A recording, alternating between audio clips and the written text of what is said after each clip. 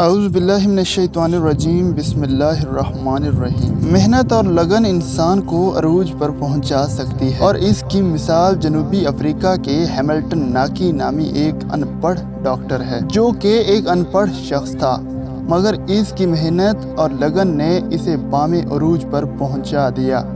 جنوبی افریقہ کے دارالحکومت کیپ ٹاؤن کی میڈیکل یونیورسٹی کو طبی دنیا میں ممتاز حیثیت حاصل ہے، جبکہ دنیا کا پہلا بائی پاس آپریشن اسی یونیورسٹی میں ہوا تھا۔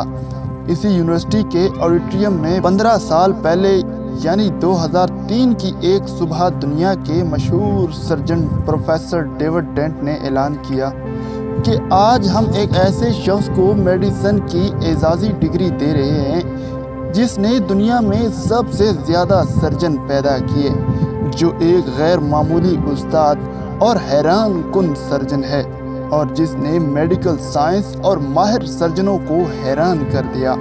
اس اعلان کے ساتھ ہی پروفیسر نے ہیملٹن ناکی نامی شخص کا نام لیا، اور پورے آڈیٹوریم نے اس سیاہ فام شخص کا کھڑے ہو کر استقبال کیا۔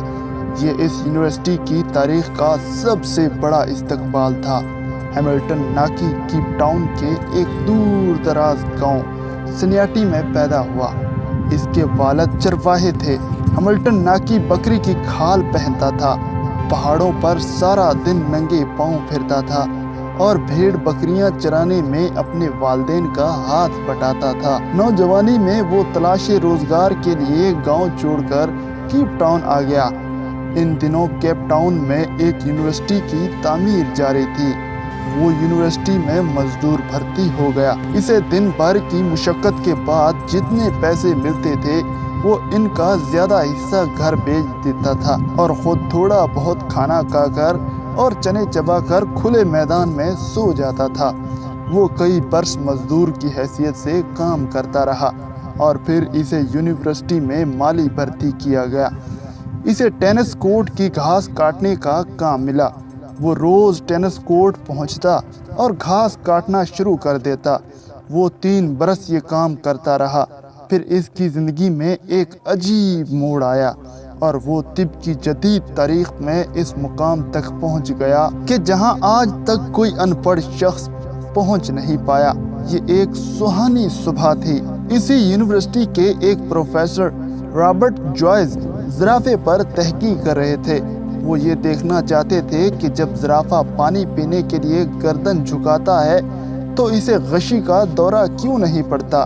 انہوں نے آپریشن ٹیبل پر ایک زرافہ لٹایا، اسے بے ہوش کیا، لیکن جو ہی آپریشن شروع ہوا زرافے نے گردن ہلا دی۔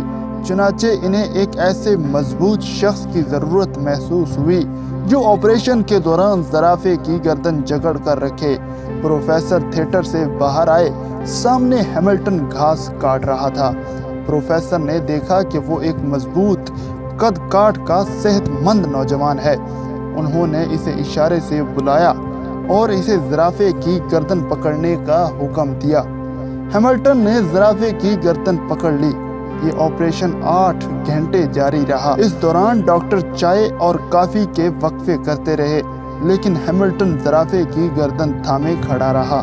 آپریشن ختم ہوا تو وہ چپ چاپ باہر نکلا اور گھاس کاٹنا شروع کر دی۔ دوسرے دن پروفیسر نے اسے دوبارہ بلا لیا۔ وہ پھر آیا اور زرافے کی گردن پکڑ کر کھڑا ہو گیا۔ اس کے بعد یہ معمول بن گیا۔ وہ یونیورسٹی آتا، 8-10 گھنٹے آپریشن تھیٹر میں جانوروں کو پکڑتا، اور اس کے بعد ٹینس کورٹ کی گھاس کاٹنے لگتا۔ ہیملٹن کئی مہینے دونوں کام کرتا رہا۔ پروفیسر رابرٹ جوائز اس کی استقامت اور اخلاص سے متاثر ہو گیا اور اسے مالی سے اسسٹنٹ بنا لیا۔ ہیملٹن کی پروموشن ہو گئی۔ وہ اب یونیورسٹی آتا، آپریشن تھیٹر پہنچتا اور سرجنوں کی مدد کرتا۔ یہ سلسلہ برسوں جاری رہا۔ 1958 میں اس کی زندگی میں دوسرا اہم موڑ آیا۔ اس سال ڈاکٹر برنارڈ یونیورسٹی آئے اور انہوں نے دل کی منتقلی کے آپریشن شروع کر دیے۔ ہیملٹن ان کا اسسٹنٹ بن گیا۔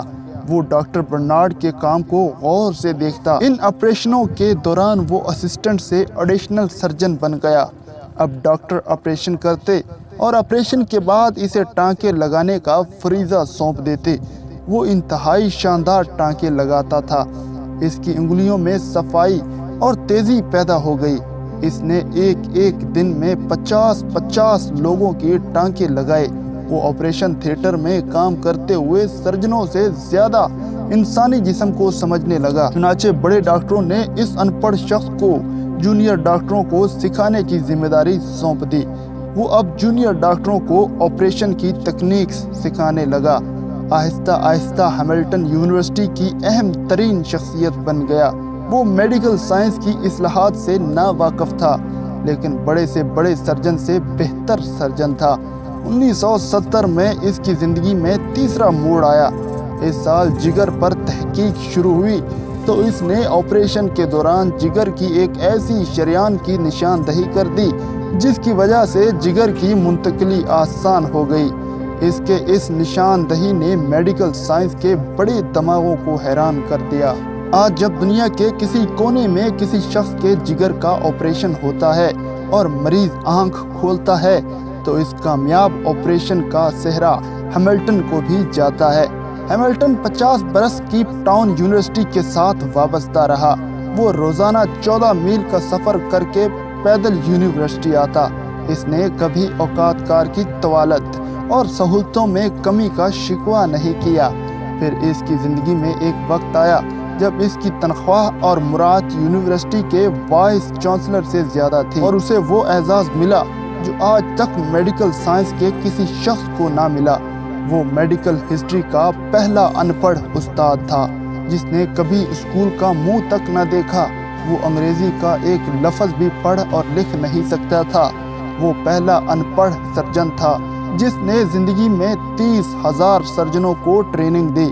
وہ یونیورسٹی میں دفن کیا گیا اور اس کے بعد یونیورسٹی سے پاس آؤٹ ہونے والے سرجنوں کے لیے یہ لازم قرار دیا گیا کہ وہ ڈگری لینے کے بعد اس کی قبر پر جائیں، تصویر بنائیں اور اس کے بعد عملی زندگی میں داخل ہو جائیں۔ امید کرتے ہیں کہ یہ چھوٹی سی ویڈیو آپ کو پسند آئی ہوگی۔ ویڈیو پسند آنے کی صورت میں اسے لائک کر دیں۔ چینل پر نئے ہیں تو اسے سبسکرائب کرنا بالکل نہ بھولیے گا۔ اپنا اور اپنے پیاروں کا بہت سارا خیال رکھیں۔ اللہ نگہبان۔